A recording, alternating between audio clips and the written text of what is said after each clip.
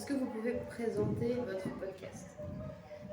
Notre podcast s'appelle Crise et le nom ça vient parce qu'on voulait faire un petit jeu de mots entre le mot crise et cri parce que le concours s'appelle Une fois une voix et c'est pour ça et on voulait montrer comment les adolescents de notre âge des fois ils n'ont pas la capacité de pouvoir s'exprimer librement mais en même temps on voulait montrer ce concept de crise d'adolescence qu'on entend souvent de nos jours et on s'est posé la question si c'est vraiment une nécessité ou un luxe.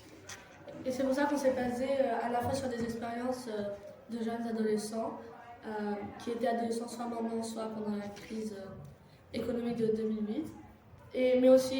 Mais à la fin, on s'est aussi basé sur des interviews qu'on a effectuées avec deux profs, un prof de SVT, donc qui nous a montré tout ce côté biologique à l'adolescence. Et d'un point de vue historique avec la prof d'histoire Madame Sanchez, qui a aussi nous a un peu refait voyager sur l'histoire en fait du mot adolescence et pour de nouveau rebondir sur la question et la problématique de notre sujet, est-ce que c'est un luxe ou une nécessité?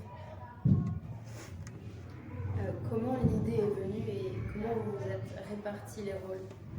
Au début, moi, je voulais faire un podcast sur le concept de l'adolescent et comment ça a évolué au cours de l'histoire. Donc, c'était sur surtout la psychologie et le terme. Puis après, on a mis en commun, on a fait un peu de briefing et on s'est mis d'accord de faire sur plutôt un plus général et parler plus sur comment c'est d'être adolescent.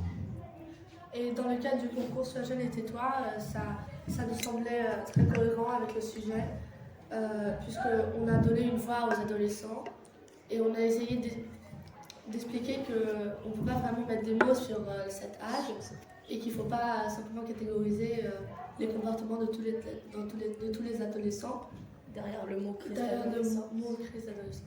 Aussi, on voulait montrer comment l'environnement va influencer l'adolescent et comment ça, avec la crise, ça m'a fait penser mai 68, ou plutôt de réagir et montrer que l'adolescent a aussi une dynamique qu'il cache parfois, mais aussi qu'il a un côté de révolution.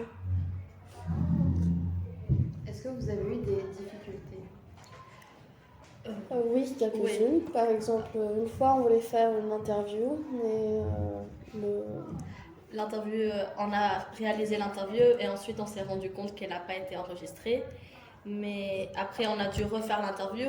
Mais à la fin c'était un peu drôle parce que on a pu la refaire et je pense même que la deuxième interview c'était mieux que la première parce qu'on a pu couvrir plus de sujets et on a pu aussi parler d'un sujet qui venait d'arriver en Grèce parce qu'il y a eu un grand accident d'un train qui a beaucoup affecté la jeunesse grecque. Et donc on a pu aussi inclure ça dans l'interview. Et ça c'est plutôt du côté technique, mais je dirais aussi, point de vue plus général, que c'était un peu difficile de pouvoir dire des histoires à la fois des adultes avec le côté plutôt historique et biologique, et le côté vraiment personnel des histoires qui ont été racontées. Donc vraiment de fusionner ces deux côtés-là et de créer une image on va dire cohérente et qui donnait du sens et qui donnait à la fois de la voix à ces jeunes qui sont entre guillemets dans leur crise d'adolescence. Est-ce que ce podcast a changé votre vision du sujet des crises d'adolescence? pour moi, pas vraiment en fait.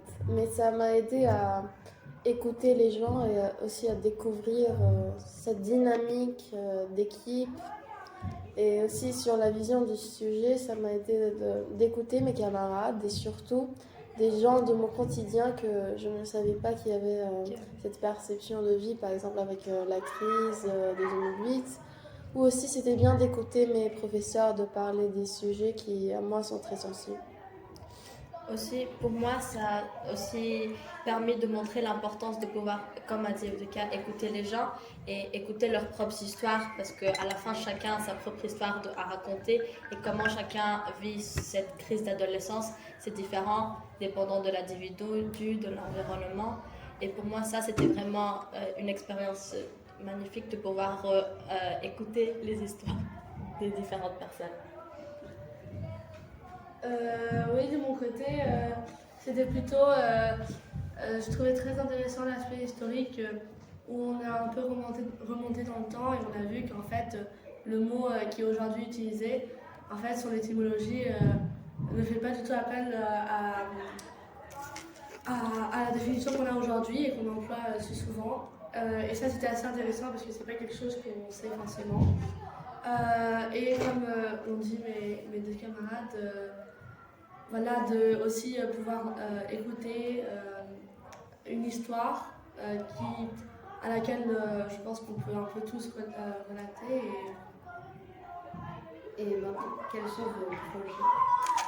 Alors, on n'a pas vraiment réfléchi, mais on voulait faire un podcast sur les médias surtout et le Met Gala, juste parler de la mode et comment ça influence. En fait, pendant cette année, on s'est beaucoup focalisé sur des projets sociaux. On a fait un projet sur les personnes invisibles, en interviewant plusieurs personnes comme un SDF, une prof, celle qui est Responsable musique. Oui. Et donc, on s'est dit qu'après ce projet, on voulait faire quelque chose de plus tranquille, de plus rigolo.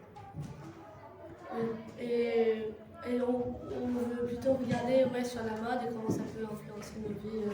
C'est quelque chose qui nous intéresse. Et pourquoi on regarde tous le Met Gala? Qu'est-ce qui... D'accord, merci beaucoup.